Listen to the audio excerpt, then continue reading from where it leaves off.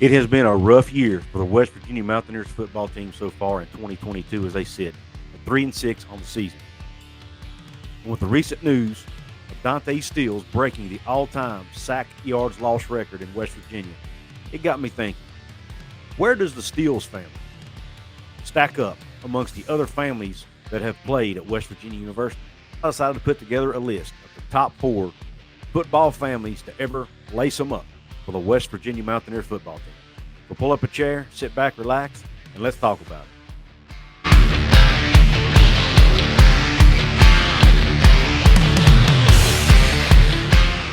What is up, college sports fans, fellow members of Mountaineer Nation? This is Coos, and welcome into another edition of Coos' Corner. Pull that chair up, and let me serve you up this shot of top-shelf college football content. On tap today, we're talking families that have played, where multiple members of a family have played at West Virginia University, ranking those families 4 through 1. We actually have 2 West Virginia legacy players on the team as we speak. I mentioned Dante Steeles earlier, and Bryce Ford-Wheaton is also a legacy recruit at West Virginia. Will his family make this list? Stay tuned and I'll tell you. All right, let's dig in. Number 1 on this list, the Wolfley family. That's right, the Wolfley family. Most of you probably know Dale Wolfley, who's done a lot of analyst work, a lot of commentator work for the West Virginia Mountaineers. He served as an offensive lineman at West Virginia from 1987 through 1990. I had the privilege of interviewing Dale Wolfley prior to the Backyard Brawl this year to preview that game and what the Backyard Brawl means to West Virginia and to college football. I'll leave a link to that at the end of the video. Wolfley played at West Virginia. He was an offensive lineman there, like I said, from 87 to 90. He played for that 1988 team that played Notre Dame for the national championship. And he's now working for himself, self-employed. He's has a couple of his own podcasts. He's got the Three Wolves of Football, where he does with his 2 brothers, Craig and Ron.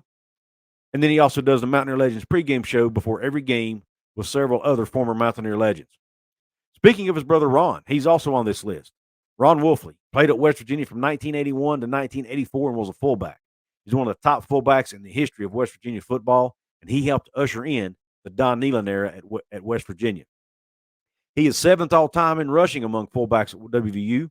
He has 340 carries for 1,296 yards and 10 touchdowns. He was elected to the WVU Hall of Fame in 2020. He was drafted in the 4th round of the 1985 NFL Draft by the St. Louis Cardinals. He earned Pro Bowl honors 4 times from 1986 to 1989 as a very, very good special teams player in the NFL. He also spent some time in the NFL with the Cleveland Browns and the St. Louis Rams. So he's one of the only players, if not the only player, to play for both the Rams and the Cardinals in the city of St. Louis. Then last on this list is Stone Wolfley. Stone Wolfley is the son of the aforementioned Dale Wolfley. Stone Wolfley graduated from Morgantown High School and played defensive line for the Mountaineers from 2015 through 2018. So there's 3 Wolfley members that have played at West Virginia. Stone's younger brother Maverick was enrolled at West Virginia for a short time, but ended up transferring to Akron before he played a snap for the Mountaineers. Family number 2 on this list, the Ford family. The Ford family. Let's start off with Garrett Ford, the elder of the bunch. He played running back at West Virginia from 1965 through 1967. He was the first West Virginia player to top 2,000 career rushing yards and 1,000 yards in a single season. He carried the ball 453 times in his career for 2,166 yards. He was elected to the WVU Hall of Fame in 1995, was drafted by the Denver Broncos, where he played 1 season before returning to WVU in 1970 to be an assistant under Bobby Bowden at West Virginia. He was the first black assistant coach in the history of the WVU Mountaineer football program. So that's he goes down in history not only as a great running back, but also breaking barriers as a coach for West Virginia. He served WVU as an academic counselor in the athletic department and was later promoted to assistant AD. And then he retired from West Virginia University in 2011 after serving many years on the staff as part of the administration there for the Mountaineers.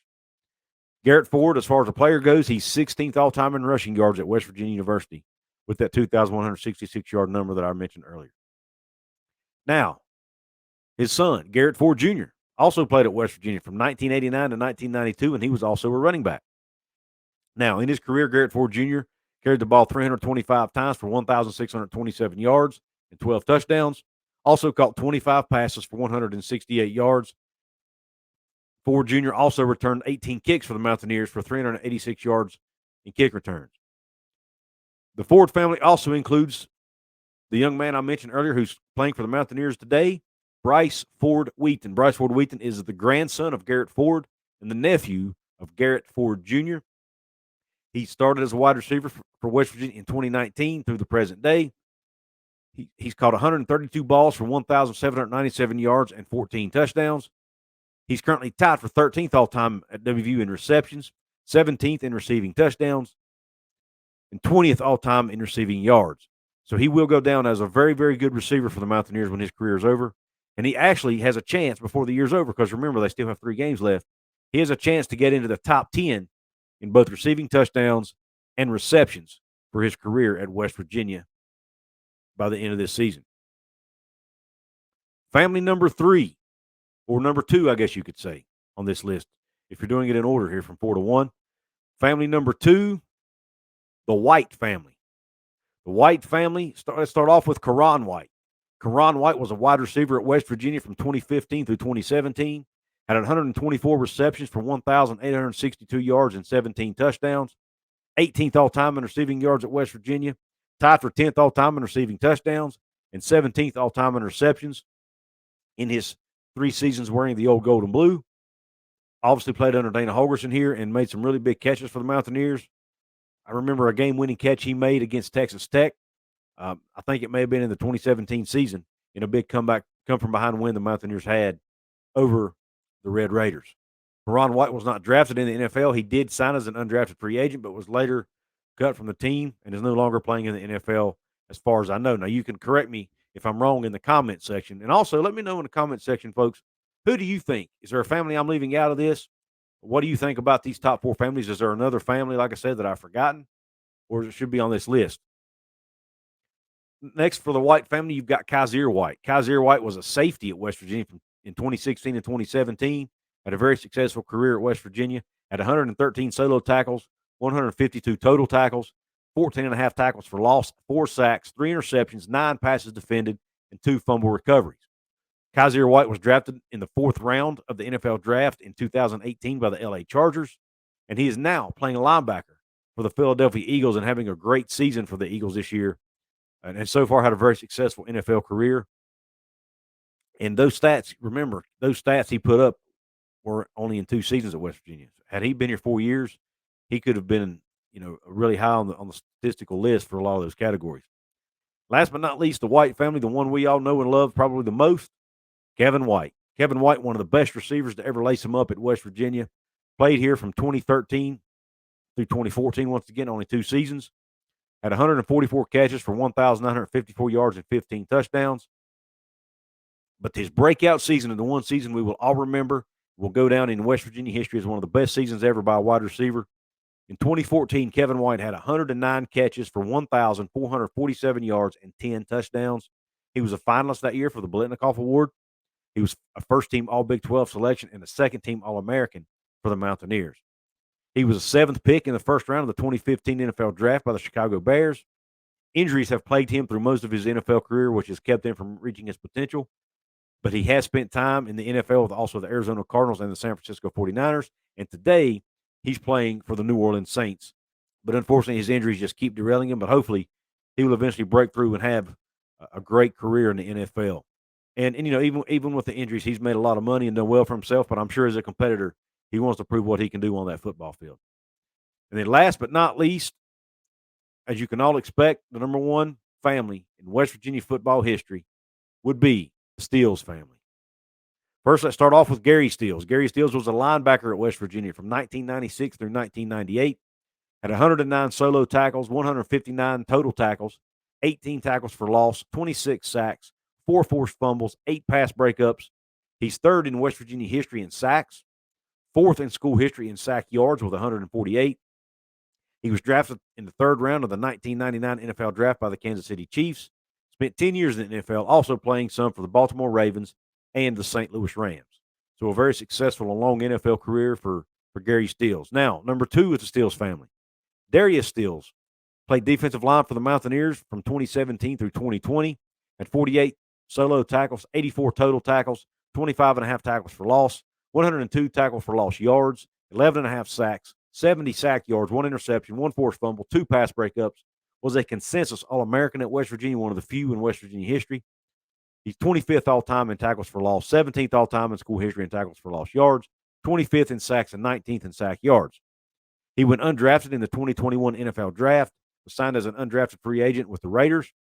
But there again, just like Kevin White, injuries have hampered him, and he has not been able to play in the NFL so far for an extended period of time. Hopefully, he will be able to get healthy and get back into the NFL. We will see.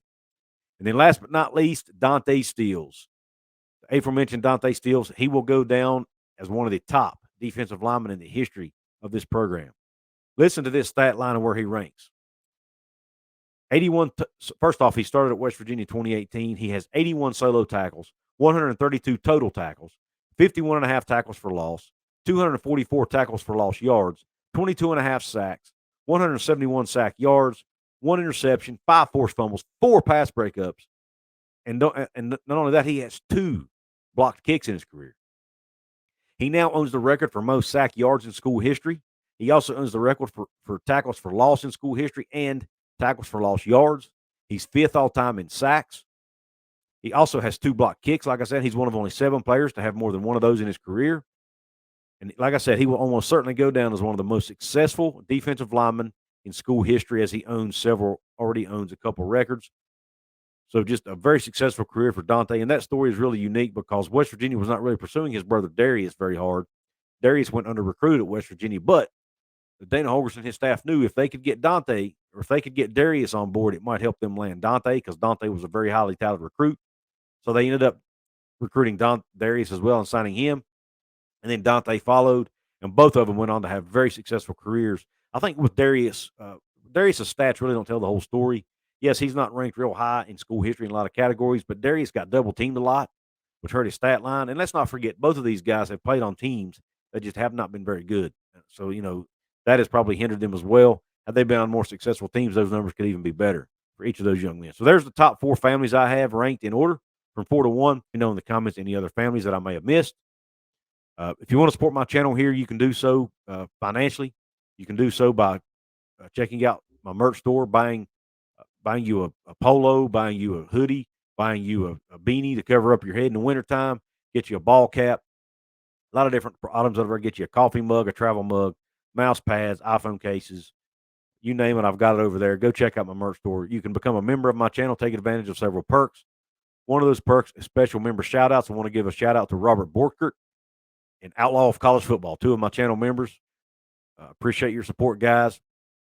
There are other perks that go along with channel membership. You can check those out when you hit that join button. If you want to support me absolutely free, there's 4 ways you can do it. You can like this video, share it out with your friends, leave that comment like I mentioned, and last but not least, don't forget to hit the red subscribe button. I have a really, really stretch goal of hitting 5,000 subs by the end of the year. That's really hard to do. I'm almost at 4,100 right now. It'll be really tough to get to 5,000. That's 900, a little over 900 subs in less than 2 months. That's hard to do. But I think I can do it if I get your help, but I need your help. I need you to subscribe, and I need you to get others to subscribe to this channel. If you like Big 12 football, especially West Virginia Mountaineers football, this is a channel for you. With that being said, I really appreciate you tuning into this episode, and until the next one, you country roads.